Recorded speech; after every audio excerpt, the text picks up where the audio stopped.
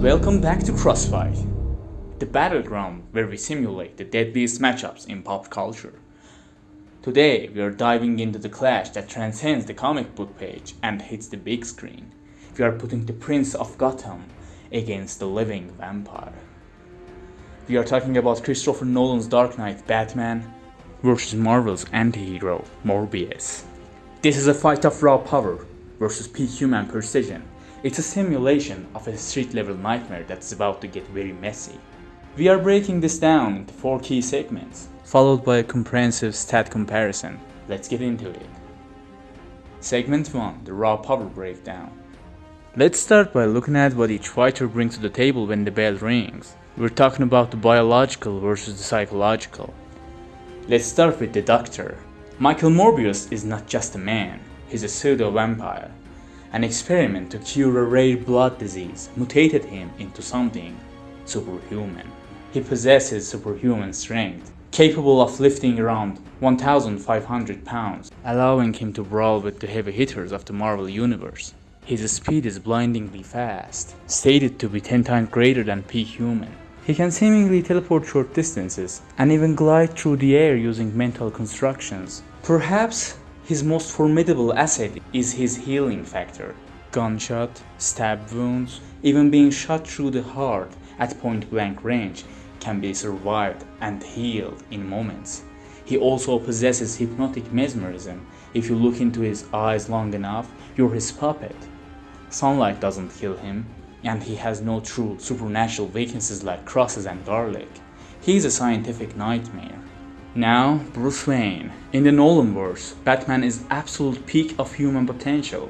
He can bench press 100 pounds and has speed and agility of an Olympic athlete. He is a master over 100 martial arts.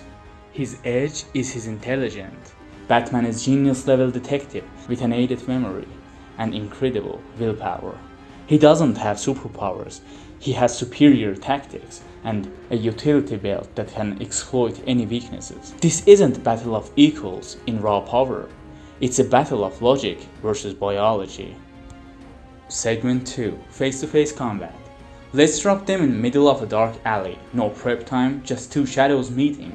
In the simulation, Morbius has significant advantage. If Batman engages in hand-to-hand, he is going to realize very quickly that he is outmatched. Batman is a master of jiu-jitsu and boxing, but Morbius is a tank that can take punches by Spider-Man. Batman punches, while devastating to a normal human, would feel like a thump to Morbius. The sheer speed disparity is massive.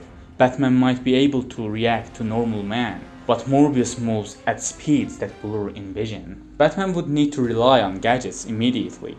Explosive gel, smoke pellets, and electricity, just to create distance.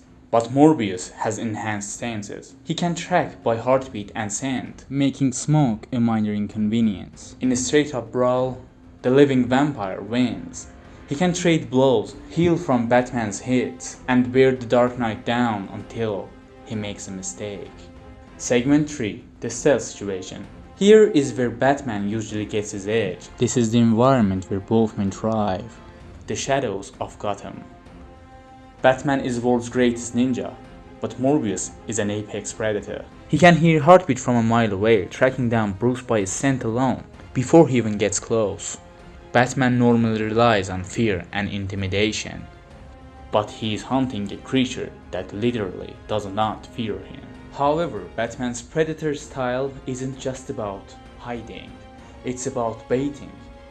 He would use the environment to his advantage, setting traps with sonic emitters or UV lights to disorient the vampire. But the problem remains, Morbius doesn't need to see the fight. His echolocation allows him to map the environment and locate traps with the pinpoint accuracy. Batman is still a human amongst bats here.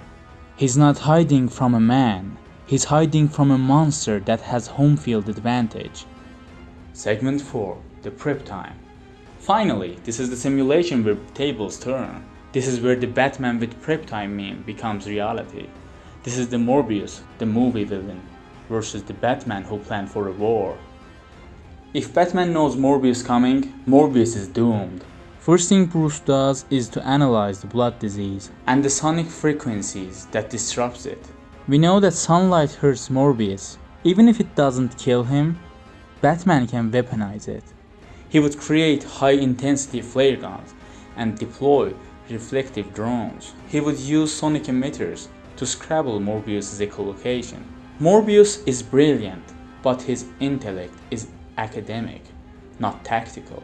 Batman has the resource to create a serum to weaken the vampire, or a trap that nullifies his powers. He would avoid eye contact, using his helmet's optic to fight without looking directly at Morbius, rendering the mesmerism useless. In this scenario, Batman systematically takes away all Morbius' advantages, cornering him like the animal he is. Stat comparison. Let's call the final verdict with the statistical comparison. Here is the Crossfight difficulty rating. When talking about strength, Morbius can lift over 25 tons, but Batman on the other hand is just a human. And when we talking about speed, Morbius can go supersonic, but Batman needs to use his car to even remotely reach that speed. When Morbius is fast enough, he literally teleports. When talking about durability, while not shown in the movie, Morbius is pretty durable. He can take punches from the likes of Spider-Man, and if something did harm him, he would regenerate his wounds in no time. But if Batman wanted to mimic durability of Morbius, he has to wear armor that is heavy, and that would make him slower, more open to attacks. He can also use his vehicles to mimic durability of Morbius, but even that wouldn't be enough. But when we're talking about IQ, Batman would be superior. Morbius sure is smart, after all he's a scientist, but Batman's IQ is far more tactical, while Morbius' IQ is limited to medical field. Batman would take the +1 point here, because he's a tactical genius. Now let's talk about versatility. I guess we can all agree that Batman would take the point here.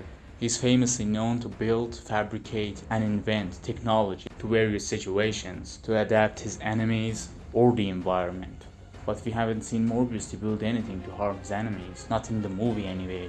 While Batman always uses gadgets, and Batman fans always would point out the prep time meme. We don't see Batman take out the likes of Superman in Nolan's Batman movies, but we see how weak Batman is compared to Bane in the first half of the movie.